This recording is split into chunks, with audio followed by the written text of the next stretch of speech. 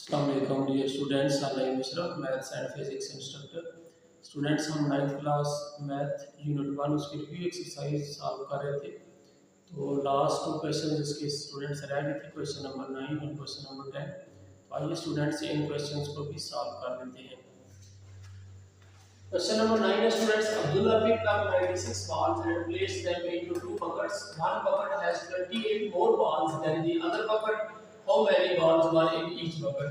तो स्टूडेंट सबसे पहले टोटल नंबर ऑफ बाल्स लिख लेंगे जो कि कितना है 96 है। Let number of balls in one bucket, ये स्टूडेंट हमने लेट कर लिया कि एक बकेट में x बाल्स है।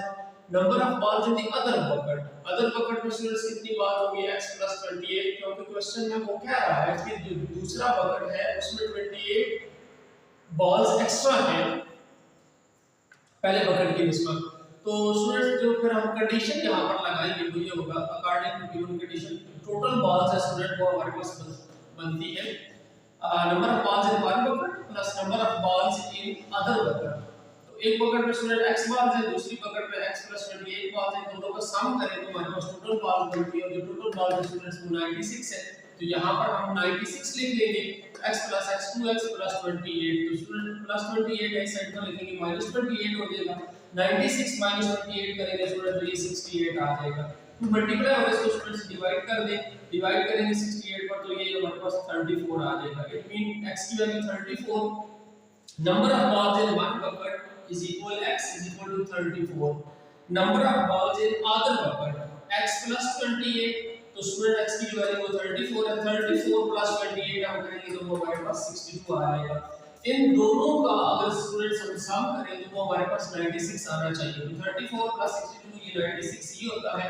तो इसका मतलब ये होगा कि एक बकेट में हमारे पास 34 बॉल है और दूसरी में 28 मोर बॉल्स है, इन दूसरी बकेट में जो बॉल्स होंगे वो 62 होंगे। तो इस तरह से स्टूडेंट क्वेश्चन नंबर 9 हमने सॉल्व कर ली है। आइए क्वेश्चन नंबर 10 उसको भी सॉल्व कर लेते हैं। क्वेश्चन नंबर 10 की स्टेटमेंट है student, Salma invested ₹350,000 in a bank which paid simple profit at the rate of 7.4% per annum annually. After 2 years the rate was increased to 8% per annum. Find the amount she had at the end of 7 years. तो इस question की student जो statement है उसमें कहा गया है कि सलमा ने 3.5 लाख रुपए बैंक में इन्वेस्ट किए और स्टूडेंट उसका जो प्रॉफिट रेट है वो है 7.1/4 पर annum, यानी कि एक साल के लिए जो प्रॉफिट है वो 7.1/4% है। आफ्टर 2 इयर्स ये रेट इंक्रीज होकर स्टूडेंट्स 8% बन जाता है पर annum। Find the amount she had eight the end of 7 years, 7 साल के बाद उसकी बैंक अकाउंट में कितनी अमाउंट होगी वो हमें फाइंड करके बतानी है। तो स्टूडेंट्स यहां पर सबसे पहले हम लिखेंगे कि time period, total time period student जो 7 इयर्स है और जो प्रिंसिपल अमाउंट है वो 3,50,000 है।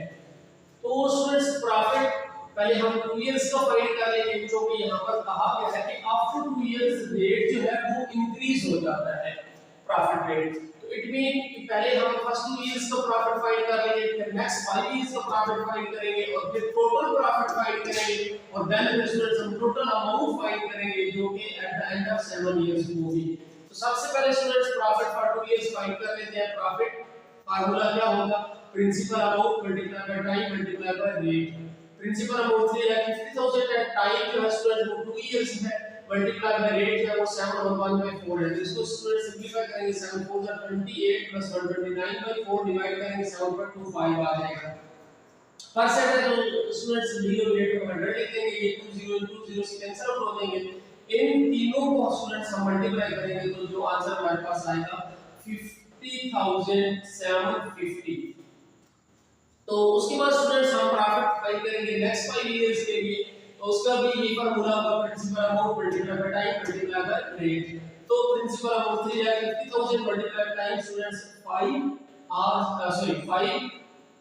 इयर्स है और जो रेट है स्टूडेंट्स नेक्स्ट 5 इयर्स का 8% है, क्योंकि ये स्टेटमेंट में बताया गया है कि 2 इयर्स के बाद जो रेट है वो इंक्रीज हो जाता है। Total period 7 years plus 5 years का जो रेट होगा स्टूडेंट्स 8% होगा।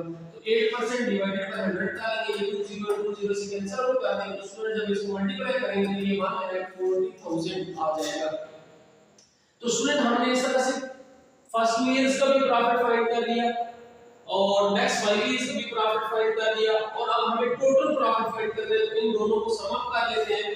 तो टोटल प्रॉफिट स्टूडेंट मेरे पास होगा 50,750 प्लस 1,40,000। स्टूडेंट इसको प्लस कर लेंगे तो ये हमारे पास आ जाता है 1,90,750। अब स्टूडेंट्स हमें बताना था कि total amount at the end of 7 years. तो हम लिखेंगे total amount at the end of 7 years students कितनी होगी? जो प्रिंसिपल अमाउंट जो ऑलरेडी बैंक में अमाउंट मौजूद है प्लस जो टोटल प्रॉफिट हुआ 7 इयर्स में, जिसमें से 2 इयर्स का अलग हमने इस रेट पर फाइंड किया और नेक्स्ट 5 इयर्स का इस रेट पर फाइंड किया प्रॉफिट। तो इन दोनों को हम सम करेंगे। जो प्रिंसिपल अमाउंट है वो प्लस जो टोटल प्रॉफिट हमने फाइंड किया वो, इन दोनों को स्टूडेंट्स लेके हमने ऐड करना है। तो जो टोटल अमाउंट होगी eight the end of 7 years वो होगी 5,40,750 रुपीस। तो आई होप स्टूडेंट्स कि ये क्वेश्चन नंबर 9 और क्वेश्चन नंबर 10 भी आपको समझ आ गए होंगे। यहाँ पर स्टूडेंट्स चैप्टर नंबर 1 यूनिट 1 जो है रियल नंबर्स ये मुकम्मल हो जाता है। इंशाल्लाह अब हम नेक्स्ट वीडियो में यूनिट 2 को शुरू करेंगे।